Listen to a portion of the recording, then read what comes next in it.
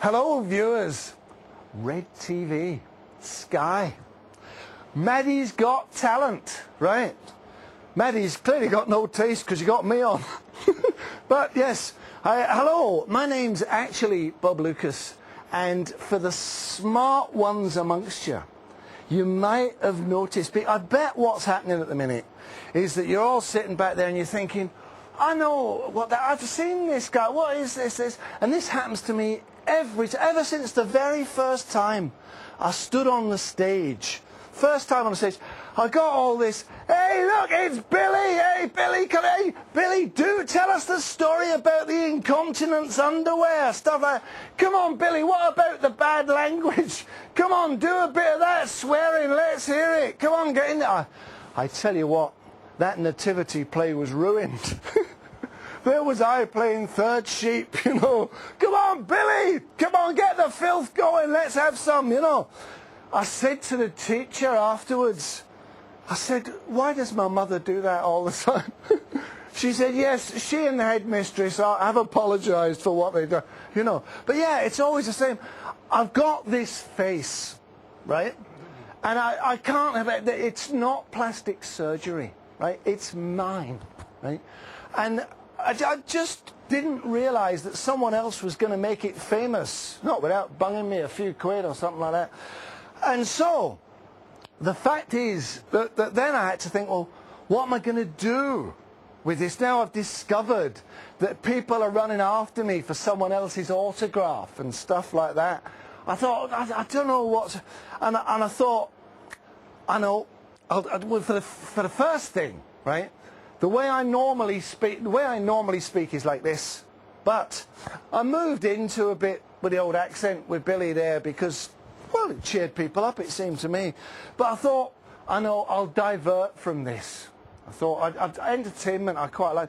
And I started off not doing this, but actually I was a boxer. I was giving it all of that, you know, the old noble art and stuff like that.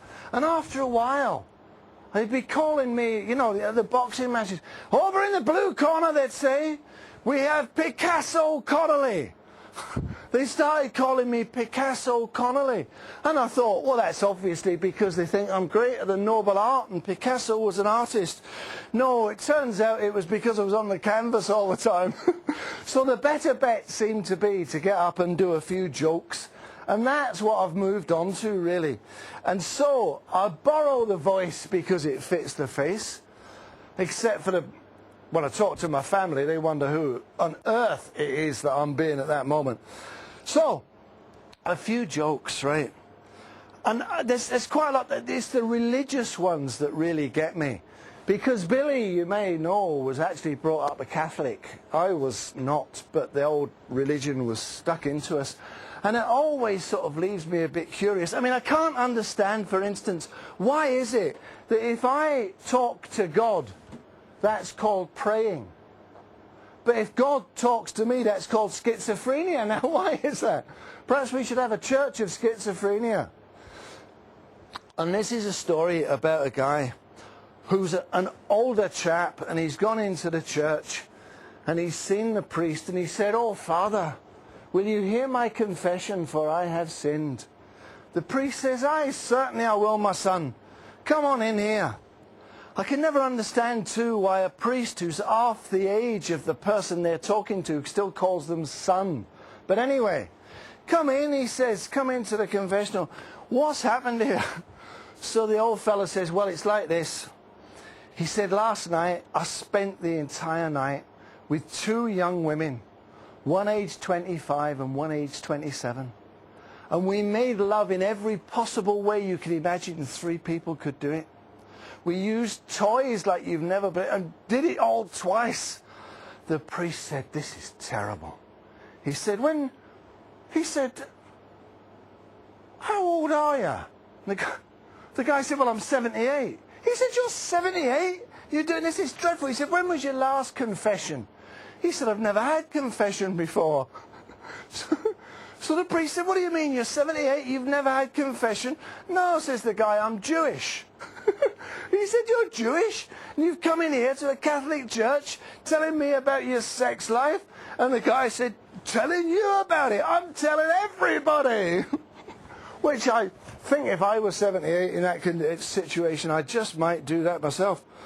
So, the fact is that when you do this, actually, you tell an awful lot of lies all the time. You actually tell lies for a living.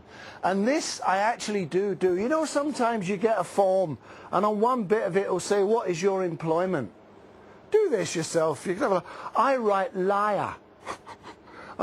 I write liar because I love to think of him down the tax office showing this to his pal and saying, see what he's written here. Do you think he's telling the truth? You know?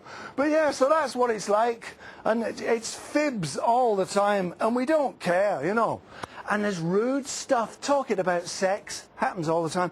But the fact of the matter is that sex, you know, between two people, between a man and a woman, is the most wonderful thing.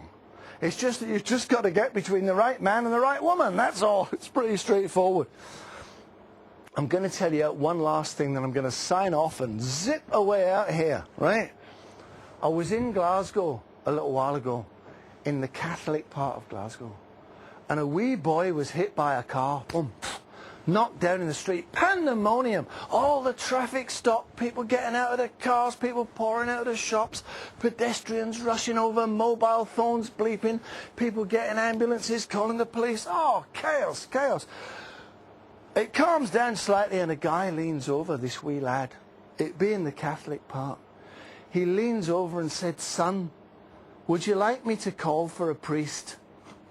And the wee boy opens one eye and he looks up at the guy and he said, listen, he said, I've been hit by a car.